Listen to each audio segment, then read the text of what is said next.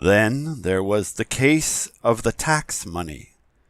Should free Jews be paying taxes to Caesar, he was asked, a point that had been debated ever since the Romans arrived. Again, he saw the trap. If he said yes, he'd be called a traitor to Jewry and a coward. If he said no, the Romans could arrest him for sedition. "Show me the tribute money," he declared, and they passed him a coin. "Whose head is on it?" he demanded. "Caesar's," they all shouted. "Then give to Caesar what belongs to Caesar, and give to God what belongs to God." It's an ingenious answer, for what is it that belongs to God? We do, of course.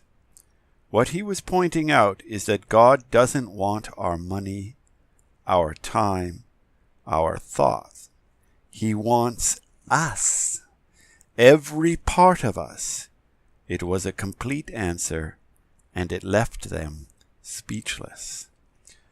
All this, his critics would admit, must be placed on the man's plus side. But then there was his negative side. His followers could be accused of showing a certain contempt for respectable ecclesiastical office. They were impatient, that is, with hypocrisy hiding under the guise of established authority, and they had no use at all for those who abused such power. A case that clearly exemplifies this had occurred right in Jerusalem. A certain man, blind from birth, who for years had begged for alms with others on the temple steps, apparently pleaded with this Jesus for his eyesight. Now this was the Sabbath, and the proper response would have been for Jesus to attend to the man the following day. Instead, he put some mud on the man's eyes and told him to wash it off. When the man did so, he found he could see. So anyway, the story went. Now, since this beggar was well known, and since such a work of healing would represent a clear Sabbath violation, the case very soon came to the attention of the local synagogue, whose council summoned the formerly blind man to appear. The ensuing conduct of this man was simply outrageous. His parents were called and refused to testify on his behalf. Then, as he was questioned, he began to point out the inconsistencies in the thinking of the council itself. Did the devil cure the sick? He demanded. Had ever a man born blind been cured before? Did God answer the prayers of bad men? Why was the council so interested in Jesus? Were its members thinking of becoming his disciples themselves? That kind of thing. In the end, they shunned the man, expelled him from the synagogue, which of course cut him off from the whole community. He doubtless joined with the Jesus' other followers. Meanwhile, the same criticism of abusive authority finally put an end to Jesus' cousin John. After Herod Antipas' brother died, Herod married his brother's widow, Herodias. Since that represented a violation of the law, John denounced him for it and was arrested and imprisoned in the Machaerus. Herodias, by a cunning trick, forced Herod to execute him. Herod was much upset by this because he admired John. But, like Jesus, John had simply gone too far. Jesus, however, went a great deal farther than that. The most glaring and absolutely unspeakable element in his whole work and ministry lay in his theology. His pronouncements about his own identity rendered him absolutely unacceptable, a lunatic, a monster, or worse, perhaps the devil himself in human form. The fact is, he consistently talked and acted, and it smacks of blasphemy even to repeat this, as though he were God himself, not a servant of God, not a prophet of God, not even a mirror of God, but literally the Son of God. God, as it were, in the person of a man, like the disgusting fables of the Romans and Greeks, whose so-called gods walked the earth as humans in disguise. The whole tradition of Jewry, the whole mission of the people, was to deny the very possibility of such an abomination. God is one, and God is other. Between God and the natural world there can exist no direct connection, only the connection of creator to creature, artist to painting, author to story. The one is fundamentally distinct from the other. Yet this assertion of divinity, sometimes implicit, sometimes explicit, ran through almost everything Jesus taught and said. Your sins, he repeatedly told those whom he cured, are forgiven. An obvious blasphemy. If one man cheats another, the victim can forgive the cheater. But then along comes this fellow, who wasn't there when the offense took place, and who had nothing whatever to do with it, and announces that he forgives the offender. It's as though he himself were the party chiefly offended. Does he not know that only God can forgive sins? What does he think the whole ritual of the temple is about? The animal is sacrificed, as God directed, to atone for the sins of the individual and of the people as a whole. He apparently substitutes himself for the whole temple process. Why, he is asked, do your followers not fast? Fasting, denying one's appetite to honor God, has always been a requirement of the law. The wedding guests, he replies, do not fast when the bridegroom is with them. Pardon? Fasting is decreed by the law. Only God, who gave the law, could suspend the law. The implication is indisputable. He's saying he's God. He looked out on Jerusalem. How often, he observed, have I sent you prophets? So, he implies, it has been he who all along has been sending the prophets. Later came a repulsive invitation to some sort of cannibalism. Whoever eats my flesh and drinks my blood, he proclaimed, has eternal life. What on earth could that mean? Small wonder that sensible people vowed to have nothing more to do with him after that sort of proclamation. No prophet ever spoke as he spoke, nor did even the great teachers of the Greeks, nor the prophet they called Buddha. They all said, this is the way you should live. This is the truth about God. This is the life you should lead. This man said, I am the way. I am the truth. I am the life. What sane person could talk like this? And then came his outrageous pronouncement within the precinct of the temple itself. Before Abraham was, he announces, I am. It's the very name of God, the name, the mere mention of which calls for the death penalty, and he applied it to himself. but he always cleverly relies on the element of shock. By the time his hearers recovered from this ghastly assertion, and quite properly took up stones to rid themselves of him, he had slipped through the crowd and gone. From what his intimate followers say, it got worse.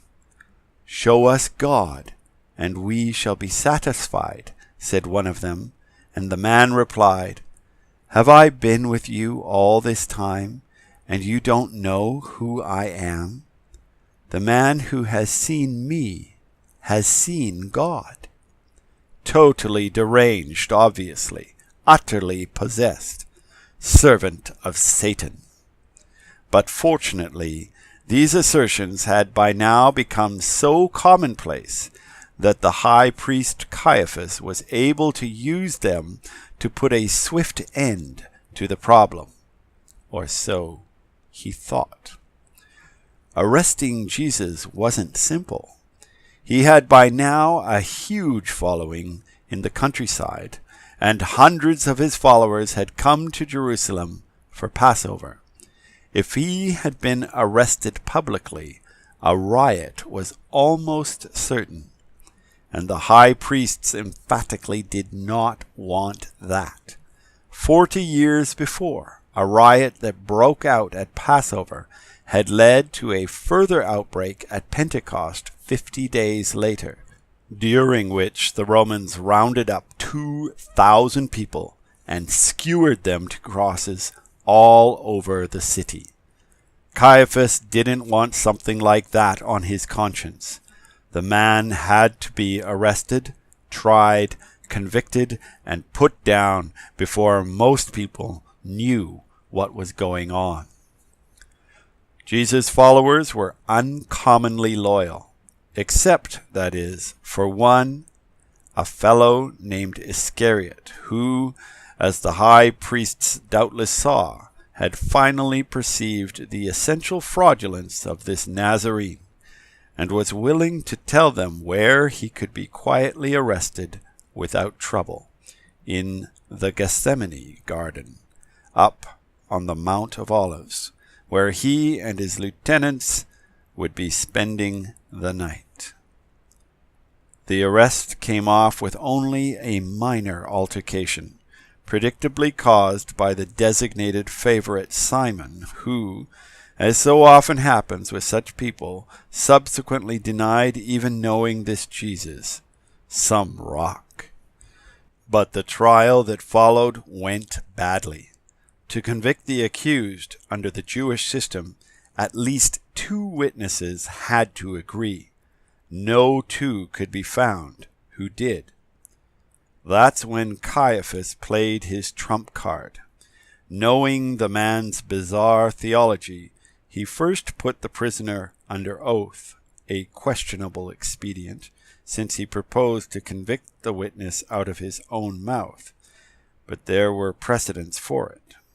He then simply asked the man who he was. Jesus replied, as Caiaphas had plainly foreseen, with the name of God, and he quietly added that he would return as judge of the world. Now this must be either a staggering truth or a patently obvious blasphemy, since to Caiaphas the former was ridiculous. He assumed the latter, declared it blasphemy, ritually ripped his high priestly robe, and pronounced the death penalty. Such a sentence required Roman approval, because the Romans would have to carry it out. This meant taking the case to Pilate, who, seeing the Jewish authorities wanted the man dead, instantly decided to try keeping him alive. He stalled, sending the case to Herod Antipas because the man was a Galilean, not a Judean, and therefore the matter was not within his jurisdiction. But Herod bounced it back after discovering the man had been born at Bethlehem in Judea after all, and was therefore Pilate's problem. Now Pilate, whatever else might be said about him, was a Roman, and the Romans, for all their brutality, had a powerful sense of justice. There seemed to be a miscarriage of it here. Furthermore, Jesus, standing calm, silent, utterly controlled, impressed him. Here was a Jew behaving like a Roman. Then, too, there was that curious story of Pilate's wife dreaming about the man and sending a note warning her husband to have nothing to do with the case. So Pilate's next move was to offer Jesus as Passover prisoner. It was a tradition that one condemned man be liberated every year on the national holiday. But this move had been foreseen, and the crowd was coached into demanding someone else. "Ecce homo!" cried Pilate to the crowd. "Behold the man!" But, stirred up by the high priests and elders, they cried for his blood. "Let him be crucified!" And in the end, Pilate caved in. Caiaphas apparently knew him well. Pilate had already been on the carpet at Rome for his treatment of the Jews. Jesus was talking of establishing a kingdom. That would have to be deemed sedition. If Pilate let him go, said Caiaphas, he would demonstrate himself not Caesar's friend. That ploy was all it took. Pilate symbolically washed his hands to absolve himself of what he considered an unjust verdict, then ordered the crucifixion to proceed. That meant first the lash, and then the cross. Jesus unquestionably died well. None of the usual cursing and screaming. Even the duty centurion commanding the execution squad was impressed, calling him truly the Son of God. Not that it proved much. This Jesus seemed to have had what people would consider an unhealthy respect for the Roman army. He had actually once cured the servant of a centurion and announced the man had greater faith than anything he had encountered among the Jews. Something about their discipline, no doubt. In any event, what did it matter that a Roman called someone Son of God? Roman gods constantly haunted the earth, even breeding with mortals to beget hybrid children. By that night, the prisoner was declared dead, and the Passover feast had still not begun. The whole business was over and done with in little more than a day. All told, a very efficient piece of work by Caiaphas, considering the problems he faced. Understandably, therefore, by that Passover Eve, it seemed certain that this would spell the end of the Jesus movement, or whatever they called it. There had been, or so it was rumored, a curious incident, however. When the man died, the veil of the curtain covering the Holy of Holies, the most sacred precinct in the temple, had suddenly split in two from top to the bottom. If true, this was a most ominous sign. Then, 2 days later, the whole thing began blowing up. His followers, who it was assumed would rapidly disperse, instead were all over the city and countryside. "Jesus is alive," they proclaimed. "He is risen." They seemed absolutely convinced of it. Convinced enough, anyway, to risk arrest for saying so. For the high priests, this thing was getting completely out of hand. And now came this drunken extravaganza in the streets. "Messiah is come," said the Nazarenes' followers. "They will convert Jewry. They will convert the world." Some hope, the high priests no doubt scoffed. a ragged mob of fishermen, ex-tax collectors, shopkeepers, and sheep herders. Human gullibility seems boundless. They have no leaders, no money, no sound scholarship, no credibility, and no official status. And what was all this babbling about the coming of the Holy Spirit? Do they not understand that the faith is as permanent and secure as the temple itself? And firm the temple would stand, the high priest said, until the real Messiah finally arrives.